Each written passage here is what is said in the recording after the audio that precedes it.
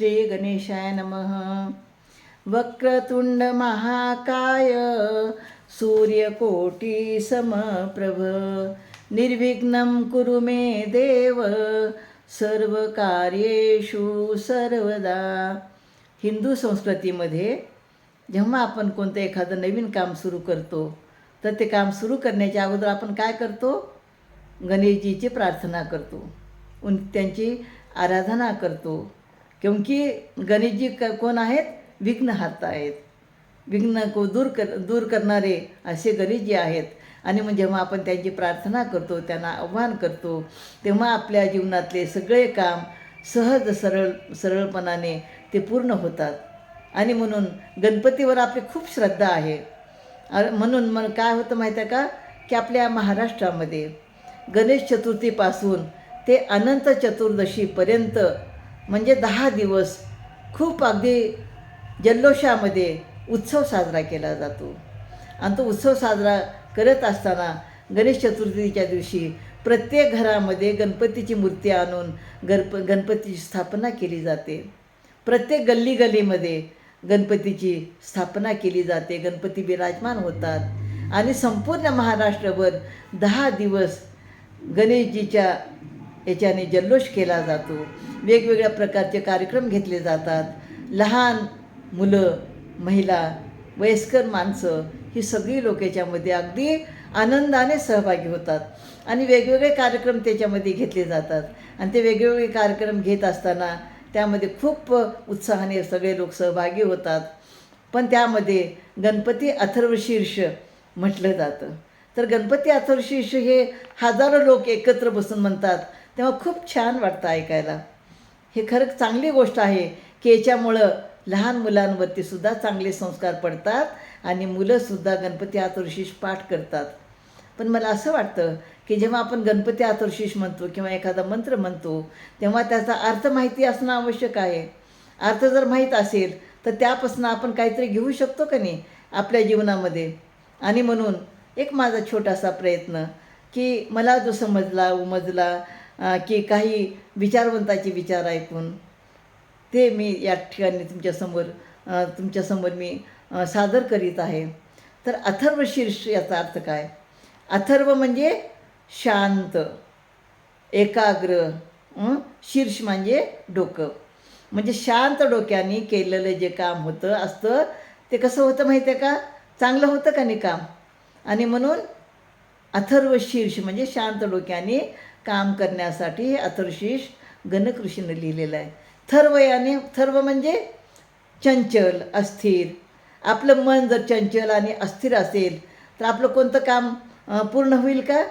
नाही होणार. म्हणून मन शांत जर असेल तरच आपण कोणतंही काम चांगलं करू शकतो. आणि त्यासाठीच आपल्याला गणपती अथर्वशीर्षचा अर्थ माहिती करून घेणं खूप आवश्यक आहे.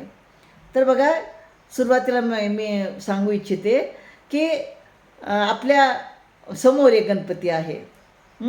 त्या गणपतीला आपण वंदन करतो, ऐक नाही, वंदन करतो. पण आपल्या मूलाधारमध्ये सुद्धा एक गणपती आहे. म्हणजे मूलाधार म्हणजे आपल्या शरीरामध्ये 7 चक्र आहेत. म्हणजे मूलाधारपासून सहस्त्रारपर्यंत हे 7 चक्र जे आहेत ते मूलाधारमधले जे गणेश जे आहेत तर ती एक ऊर्जा आहे. तर ती ऊर्जा आपल्याला कशाने तयार करायची आहे? जप तप साधना करून आपल्याला ती तयार करायची आहे. आणि मग समोर बसलेला गणपती आणि आपल्या मूलाधारमध्ये असलेला गणपती, ऊर्जारूपी गणपती, त्याला आपण नमस्ते करतो. म्हणजे काय म्हणतो आपण त्यांना? ओम नमस्ते गणपतये. म्हणून आपण त्या गणपतीला काय करतो? नमस्ते करतो. आणि त्वमेव प्रत्यक्षम तत्वमसी, म्हणजे तू एक प्रत्यक्ष दिसणारा असा तत्व आहेस, असा ब्रह्म आहेस की साक्षात एक तत्व आहेस तू. आणि म्हणून तू एक तत्वमसी आहेस. त्वमेव केवलम करता असे. तर तू एक आप ही सब कुछ म्हणजे तुम्ही सगळंच करू शकता. त्वमेव केवलम करता असे म्हणजे तुम्ही सर्व काही करू शकता. म्हणजे गणेशजी आपल्याला सांगतात की हे मानवा, मी तुझ्या शरीरामध्ये सगळ्या प्रकारची ताकद दिलेली आहे, सगळी क्षमता तुझ्यामध्ये आहे, सगळी योग्यता तुझ्यामध्ये आहे. आणि म्हणून तू तुझ्या जीवनामध्ये प्रत्येक काम सहजपणे तू करू शकशील. ती करण्याची क्षमता तुझ्यामध्ये आहे. आणि म्हणून तू प्रत्येक काम अगदी चांगल्या मनाने कर तू, असं म्हणून ते म्हणतात त्वमेव केवलम धर्तासी. धर्तासी म्हणजे धारण करणारा. तर म्हणजे आपल्याला काय धारण करायचं आहे की हे जे ब्रह्मांड आहे तर ब्रह्मांडाचा अंश आपण आहोत. परमात्म्याचा अंश आत्मा आहे, आहे की नाही. म्हणजे या ब्रह्मांडामध्ये जे आहे ते सगळं आपल्या शरीरात आहे. म्हणजे आपल्या मराठीमध्ये आपण म्हणतो की नाही, जे पिंडी ते ब्रह्मांडी आणि जे ब्रह्मांडी ते पिंडी. पिंड म्हणजे आपलं शरीर. जे आपल्या शरीरामध्ये आहे ते ब्रह्मांडामध्ये, जे ब्रह्मांडामध्ये आहे ते आपल्या शरीरामध्ये आहे. आणि म्हणून तू काय करू शकतोस, ते सगळं काही तू धारण करू शकतोस. धारण करण्याची क्षमता तुझ्यामध्ये आहे. मग तुम्ही म्हणाल हे असं कसं धारण करता येईल आपल्याला, तर जप तप करून आपल्याला ते धारण करता येतं. आमचे आर्ट ऑफ लिव्हिंगचे आमचे गुरुदेव श्री श्री रविशंकरजी काय म्हणतात माहिती आहे का, त्यांनी एक उदाहरण दिलं आम्हाला की आपण टी व्ही लावतो. टी व्ही लावून ते वेगवेगळे प्रकारचे चॅनल लावतो. पण ते वेगवेगळ्या प्रकारचे चॅनल कसे दिसतात, कारण त्या ब्रह्मांडामध्ये त्या हवेमध्ये ते तशा प्रकारचे अणुरेणू पसरलेले असतात आणि म्हणून ते वेगवेगळ्या प्रकारचे चॅनल आपल्याला दिसतात. तसंच ब्रह्मांडामध्ये वेगवेगळ्या प्रकारच्या ऊर्जा आहेत. त्या वेगवेगळ्या प्रकारच्या ऊर्जा धारण करण्याची क्षमता तुझ्यामध्ये आहे. आणि ते धारण करण्यासाठी तुला काय करावं लागेल, तुझ्या मूलाधारमध्ये बसलेले जे गणपती आहेत, जप तप ध्यान साधना करून ती ऊर्जा तयार करून हे ब्रह्मांडामध्ये जे आहे ते तुला धारण करायचं आहे. त्वमेव केवलम हर्तासी. हर्ता म्हणजे हरण करणारा, म्हणजे दूर करणारा. म्हणजे तुझ्या जीवनामध्ये कोणतं संकट आलं असेल, दुःख आलं असेल, जे काही असेल त्याला तू स्वतः दूर करू शकतो. एवढी क्षमता तुझ्यामध्ये आहे. म्हणजे तू दूर करू शकणारा एवढी क्षमता तुझ्यामध्ये आहे. आणि म्हणून हे सर्व काही तुझ्यामध्ये आहे. आणि तू एक ब्रह्मतत्व आहेस, ब्रह्माचा अंश आहेस, ब्रह्मतत्व आहेस. आणि दुसरं काय म्हणतात, त्वम साक्षात आत्मनित्य सी नित्यम. म्हणजे तू साक्षात आत्मा आहेस, जे नित्य आहे, कधी नष्ट न होणारी अशी तू आत्मा आहेस. आत्मा अमर आहे, ती कधी नष्ट होत नाही. आणि म्हणून तू साक्षात आत्मा असल्यामुळं ह्या ब्रह्मांडामध्ये जे काही आहे ते सगळी ऊर्जा तू धारण करू शकतो, सगळी कामं तू करू शकतो. आणि म्हणून दुसऱ्या रुचेमध्ये काय म्हणतात, ऋत्वम वच्मी सत्यम वच्मी. तर मी सत्य सांगत आहे, खरं सांगत आहे की तुझ्यामध्ये ही सगळं काही आहे. तू एक आत्मा आहेस, ब्रह्माचा अंश आहेस, तुझ्याकडे ती क्षमता आहे. आणि ही गोष्ट मी कसं न्यायपूर्वक तुला सांगत आहे, मी योग्य ती गोष्ट तुला सांगत आहे. आणि मी जे सांगत आहे ते त्रिकालाबाधित सत्य आहे. त्रिकालाबाधित सत्य म्हणजे कधीही नष्ट न होणारं असं ते सत्य आहे. आणि म्हणून बघा पुढच्या तिसऱ्या रुचेमध्ये काय म्हणतात माहिती आहे का, अवत्वम माम. तुम्ही माझी रक्षण करा. हे कुणाला म्हणायची आपल्याला गरज आहे का. गणेशजी आपल्याला काय म्हणतात की तुला मी सगळं काही दिलं आहे, ऊर्जा दिली आहे, शक्ती दिली आहे, ताकद दिली आहे, विचार करण्याची बुद्धी दिली आहे. मग तुझी रक्षा तू स्वतः करू शकतोस. अववक्ताराम म्हणजे ह्या तिसऱ्या रुचेमध्ये आपण कसं वागलं पाहिजे, कसं बोललं पाहिजे हे यात सांगितलं गेलं आहे. तर आपण बोलताना कसं बोललं पाहिजे, सत्य बोललं पाहिजे, चांगलं बोललं पाहिजे, योग्य बोललं पाहिजे. ज्या बोलण्यामुळं पुढच्या सगळ्यांचं भलं होईल असं तुम्ही बोललं पाहिजे. तुमच्या बोलण्याने कुणाचं मन दुखावणार नाही असं तुम्ही बोलायला नको आहे. असे तुम्ही एक चांगले वक्ता व्हायला पाहिजे. आणि तुम्ही आहात, ती क्षमता तुझ्यामध्ये आहे. आणि पुन्हा काय म्हणतात, अवश्रोताराम. श्रोताराम म्हणजे ऐकणारे. म्हणजे बघा आपल्या घरामध्ये आपले आजी आजोबा आपल्याला काही चांगल्या गोष्टी सांगतात का नाही, अरे बाळा असं करू नको, तसं करू नको. मग त्यांचं हे बोलणं आपण मन लावून ऐकलं पाहिजे. त्याच्यातल्या चांगल्या योग्य गोष्टी आपण स्वीकार केला पाहिजे. तुम्ही चांगले श्रोता जर बनलात तर त्या गोष्टी ऐकून त्यातलं योग्य काय ते घेऊन तुम्ही त्याचा उपयोग तुमच्या जीवनामध्ये केला पाहिजेत. आणि चांगल्या गोष्टी जर ऐकलात तुमचं मन शांत राहील. मन शांत राहील तर डोकं शांत राहील, शरीर शांत राहील. आणि तुम्ही कोणतेही काम कसं कराल, चांगल्या प्रकारे करू शकाल. अवदाताराम म्हणजे तुम्ही दान देऊ शकता. दान म्हणजे फक्त पैशाचं दान नाही. ज्यांच्याकडे पैसे आहेत त्यांनी पैशाचं दान द्या, पण ज्ञानदान द्या, रक्तदान द्या, आणखीन श्रमदान करा. हे अनेक प्रकारचे दान तुम्ही देऊ शकता. तेवढी क्षमता तुझ्यामध्ये आहे आणि मग तू एक चांगला दातासुद्धा आहेस. अवधाताराम म्हणजे तू धारण करणारासुद्धा आहेस. तुझ्यामध्ये धारण करण्याची क्षमता आहे. चांगल्या गोष्टी स्वीकारण्याची तुझ्यामध्ये क्षमता आहे आणि चांगल्या तेवढ्याच गोष्टी तू स्वीकार कर. आणि चांगल्या गोष्टीचा जर तू स्वीकार केलास तर तुझं आयुष्य अगदी उज्ज्वल होईल. तुझ्या जीवनामध्ये तुला कशाही प्रकारची कमतरता पडणार नाही. आणि पुढं मग आपल्याला गणेशजी काय म्हणतात, हे ज्या दिशा आहेत ना, मुख्य 4 दिशा आणि असे सगळ्या मिळून 10 दिशा आहेत. तर त्या 10 दिशेमधनं आपल्याला काय काय आणखी नवीन गोष्टी आपल्याला शिकायला पाहिजे, त्या विचार करायला पाहिजे असं ते म्हणतात. मग त्याच्यामध्ये कसं आहे माहिती आहे का, पश्चातात. पश्चातात म्हणजे पश्चिम दिशा. पश्चिम दिशा म्हणजे आपल्या पाठीमागची दिशा. म्हणजे पाठीमागं तुम्ही वळून बघा थोडंसं की तुमच्या हातून काही चुका झालेल्या आहेत का, आणि त्या जर चुका झाल्या असतील तर त्या चुका पुढं होणार नाहीत याची तुम्ही काळजी करा, काळजी घ्या तुम्ही. आणि कारण हे पश्चिम दिशा ही वरुण देवताची दिशा आहे, पराक्रमाची दिशा आहे. आणि मग तुमच्याकडे ते पराक्रम आहे, ती योग्यता तुमच्यामध्ये आहे. आणि म्हणून अगोदर झालेल्या चुका पुढं होणार नाहीत याची तुम्ही निश्चितपणाने काळजी घ्या.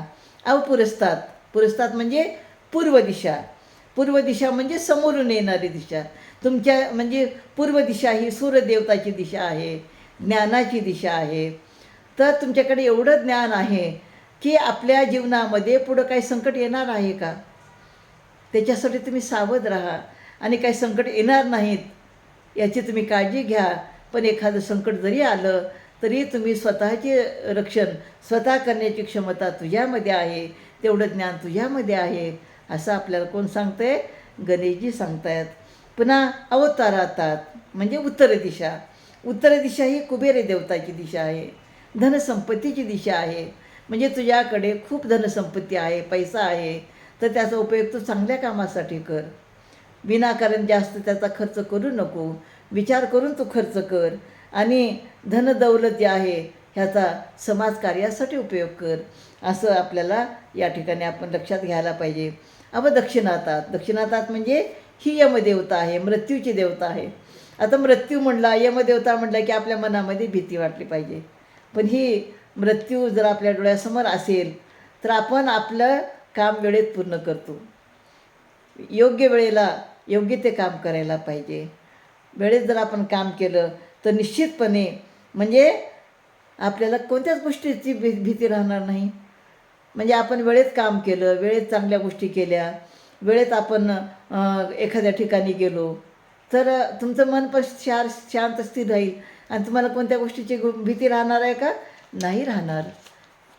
आणि पुढं ऊर्ध्व दिशा. ऊर्ध्व दिशा म्हणजे वरची दिशा, जिथं म्हटलं जातं की स्वर्गामध्ये देवी देवता राहतात, आहे की नाही. म्हणजे देवी देवतामधले जे चांगले गुण आहेत ऊर्ध्व दिशेतले, ते ऊर्ध्व दिशेतले ते चांगले गुण तुम्ही घेतले पाहिजेत. आणि अधर दिशा. अधर म्हणजे खालची दिशा. हे खालची दिशा म्हणजे असुर आणि राक्षसांची दिशा आहे. तर असुर आणि राक्षसामध्ये जे दुर्गुण आहेत ते दुर्गुण आपण त्याचा त्याग केला पाहिजे. म्हणजे फक्त असुर म्हणजे आपल्या मनामध्ये सुद्धा असुर आहे, माहिती आहे का तुम्हाला. म्हणजे राग, लोभ, क्रोध, मोह, मत्सर हे आपल्या मनातले असुर आहेत. मग त्या असुरांचा आपण, त्या दुर्गुणाचा आपण त्याग केला पाहिजे असं या ठिकाणी सांगितलं जातं. खरं जर पाहिलं तर गणेशजी आपल्याला ह्या दिशाच्या माध्यमातनं आपल्यामधली ऊर्जा वाढवण्याची क्षमता तुमच्यात आहे. आणि त्यामुळं तुम्ही तुमच्या जीवनामध्ये चांगले काम करून तुम्ही जीवनामध्ये धनवान बनू शकता, समृद्ध बनू शकता आणि आध्यात्मिक जीवन जगू शकता असं ह्या 3ऱ्या रुचेमध्ये सांगतात. आता याच्यानंतर 4थी रुचा येते. त्वम वाङ्मयस्तम चिन्मय. चिन्मय म्हणजे आनंद, चैतन्य, ऊर्जा, प्रसन्नता, आहे काय. चिन्मय म्हणजे आनंद. तर गणेशजी म्हणतात की तुम वाङ्मय रूपी शब्द ब्रह्म हो. म्हणजे तुम्ही जे काही बोलायचं आहे ते तुम्ही विचारपूर्वक ज्ञानपूर्वक बोला आणि असं बोला की तुमच्या बोलण्याने सगळीकडे चैतन्य आनंद पसरेल. असं वाक्य बोला, अशा गोष्टी बोला ज्यामुळे सगळीकडे आनंदच आनंद राहील. आणि हे सगळं काय तू करू शकतो. तुझ्यामध्ये एवढी म्हणजे क्षमता आहे, एवढी तुझ्यामध्ये शक्ती गणेशजींनी दिलेली आहे. आणि म्हणून आम्ही आपल्या वागण्याने आपल्या बोलण्याने आपण ह्या समाजामध्ये आपल्या घरामध्ये आनंद निर्माण करू शकतो. आणि म्हणून कशामुळे आनंद निर्माण करू शकतो? तू आत्मा आहेस, तू ब्रह्माचा अंश आहेस, तू ज्ञानी आहेस. आणि म्हणून जे काही तू वाचन करील, तू जो काही ऐकशील ते ज्ञान विज्ञानाच्या ह्याच्यावर कसोटीवरती परखून म्हणजे योग्य काय त्याचा तू स्वीकार कर. आणि ते परखण्याची ते क्षमतासुद्धा तुझ्यामध्ये आहे. पुन्हा नंतर 5वी जी रुची आहे, तर 5व्या रुचेमध्ये काय म्हणतात बघा. म्हणजे आपले गणेशजी आपल्याला काय सांगतात, गणक ऋषी आपल्याला काय सांगतात 5व्या रुचेमध्ये. याने काय म्हणतात? त्वं भूमिरापो नलो निलो नभ त्वं चत्वारी वाक्पदानी. म्हणजे ते काय म्हणतात माहिती आहे का? की हे जे आपलं शरीर आहे, हे शरीर कसं बनलेलं आहे? आपलं पंचतत्वानी बनलेलं आहे. पंचतत्वाने आपलं शरीर बनल्यामुळं मग आपण काय करतो माहिती आहे का? जे पंचतत्व आपल्या शरीरामध्ये आहेत ते पंचतत्व ब्रह्मांडामध्ये पण आहेत. म्हणजे पंचतत्व कोणते कोणते आहेत? अग्नी, जल, वायू, आकाश, पृथ्वी हे 5 तत्व आहेत. म्हणजे 5 तत्व म्हणजे जे ब्रह्मांडी ते पिंडी आणि जे पिंडी ते ब्रह्मांडी असे हे 5 तत्व आहेत. तर त्या 5 तत्वाचा स्वभाव आपल्यामध्ये आहे. तर कोणता स्वभाव आपण वाढवला पाहिजे, कोणतं तत्व वाढवलं पाहिजे, कोणतं कमी केलं पाहिजे, हे यामधून तुम्हाला शिकता येतो. मग शिकता त्यामध्ये काय? भूमितत्व जे आहे, तर भूमितत्व हे स्थिरतेचं प्रतीक आहे, शांततेचं प्रतीक आहे, म्हणजे सहनशीलतेचं प्रतीक आहे आणि म्हणून ज्ञानाचं प्रतीक आहे. तरी भूमितत्व हे तुमच्यामध्ये असलं पाहिजे. तर अग्नितत्व अग्नि काय करते? जाळून टाकते काही गोष्टी. आणि म्हणून हे अग्नितत्व तुमच्यामध्ये आहे. ज्या वाईट गोष्टी आहेत, वाईट विचार आहेत, वाईट गुण आहेत, त्याला तुम्ही काय केलं पाहिजे? ह्या अग्नितत्वाने जाळून टाकलं पाहिजे. आणि अग्नितत्व म्हणजे आपण समोर जर कोणी एखादं माणूस चुकीचं काम करत असेल तर त्यावेळेस तुम्ही अग्नितत्वाचा उपयोग करून तुम्ही त्या नष्ट केल्या पाहिजेत. जलतत्व म्हणजे सगळ्यांनी मिळून एकत्र जायचं, एकतेने राहायचं. तर हे जलतत्वाचा जो गुणधर्म आहे तुमच्यामध्ये असलं पाहिजे. तुमच्या कुटुंबामध्ये तुम्ही सगळ्यांना सोबत घेऊन चला, समाजामध्ये तुम्ही सगळ्यांना सोबत घेऊन चला. हे जलतत्व आपल्याला शिकवतं. वायुतत्व म्हणजे लवचिक असतं वायुतत्व, बरं का. म्हणजे वायुतत्वाप्रमाणे तुमचा स्वभाव असला पाहिजे. एखादं काम तुम्ही करायचं ठरवलं पण घरातले वडीलधारी मंडळी म्हणताल की हे करू नको तू, त्यावेळेस आपण वायुतत्वाचा उपयोग केला पाहिजे. आणि मग त्यावेळेस आपण थोडा विचार केला पाहिजे. ठीक आहे म्हणतात ना घरातले, नको करायचं, म्हणजे असं लवचिक राहिलं पाहिजे. आकाशतत्व म्हणजे हे सगळ्याचा स्वीकार करायला पाहिजे. सगळे जे लोक आहेत, प्राणी आहेत, पशुपक्षी आहेत, हे सगळे जे आहेत ना या सगळ्यांचा तुम्हाला स्वीकार करायचा आहे. सगळ्यांनी मिळून मिसळून राहायचे आहे. खरा तो एकची धर्म जगाला प्रेमार पावे. म्हणजे सगळ्यावरती तुम्ही प्रेम करायला पाहिजे. म्हणून आपल्या शरीरामध्ये हे जी 5 तत्व आहेत, हे 5 जे गुणधर्म आहेत, हे पृथ्वी म्हणजे ह्या ब्रह्मांडामध्ये पण आहेत पंचतत्व आणि आपल्या शरीरामध्ये आहेत. आणि म्हणून ह्या पंचतत्वाला ओळखून आपल्यामध्ये काय क्षमता आहेत त्या क्षमतेप्रमाणे तुम्ही काम करायला पाहिजे, तुम्ही विचार करायला पाहिजे. तुमची क्षमता तुम्ही स्वतः ओळखा, असं हे गणपती अथर्वशीर्ष तुम्हाला सांगतं. मग 6वी जी ऋचा आहे, तर 6वी ऋचामध्ये काय? त्वं गुणत्रयातीतः त्वं देहत्रयातीतः त्वं कालत्रयातीतः त्वं मूलाधार स्थितोऽसि नित्यं त्वं शक्तित्रयात्मकः. म्हणजे या ठिकाणी सांगतात की तुम्ही तुमचे जे 3 गुण आहेत त्याच्या पलीकडे जाऊन तुम्ही काम करू शकण्याची तुमच्या क्षमता आहे. 3 गुण म्हणजे कोणते? सत्व रजतम. या 3 गुणाच्या पलीकडे जाऊन पण तू काम करू शकतो, एवढी क्षमता तुझ्यामध्ये आहे. सत्वगुणाचा तुम्ही स्वीकार केला पाहिजे. आणि पुन्हा देहत्रयातीत म्हणजे शरीर जे सूक्ष्म स्थूल असं जे आपलं शरीर आहेत त्याच्या पलीकडे जाऊन तू काम करू शकतो. मग पुन्हा ते काय म्हणतात? कालत्रयातीत म्हणजे त्या म्हणजे भूतकाळ, वर्तमान काळ आणि भविष्यकाळ, त्या तिन्ही काळाच्या पुढे जाऊनही तुला काम केलं पाहिजे. वर्तमान काळामध्ये राहिलं पाहिजे, योग्य ते काम केलं पाहिजे असं या ठिकाणी सांगतात. पण हे कशामुळं करू शकतो तुम्ही? म्हणजे त्याच्या पलीकडे जाऊन तुम्हाला काम करायचं आहे. गुणाच्या वेळेच्या सगळ्याच्या पलीकडे जाऊन हे कशामुळं करू शकतो तुम्ही? तो मूलाधार स्थितो. म्हणजे मूलाधारामध्ये ही शक्ती आहे, ऊर्जा आहे, म्हणून तुम्ही हे करू शकता. आणि ह्या शक्तीमुळंच तुमच्या जीवनामध्ये जे हवं आहे ते तुम्ही प्राप्त करू शकता. तर त्याच्यापुढं मग आणखीन काय सांगितलं आहे गणेशजींनी? की तुमच्यामध्ये कोण लपलेलं आहे, कोणते कोणते गुण तुमच्यामध्ये आहे आणि त्या गुणाचा तुम्ही उपयोग कसा कसा करायला पाहिजे. मग ते काय म्हणतात बघा?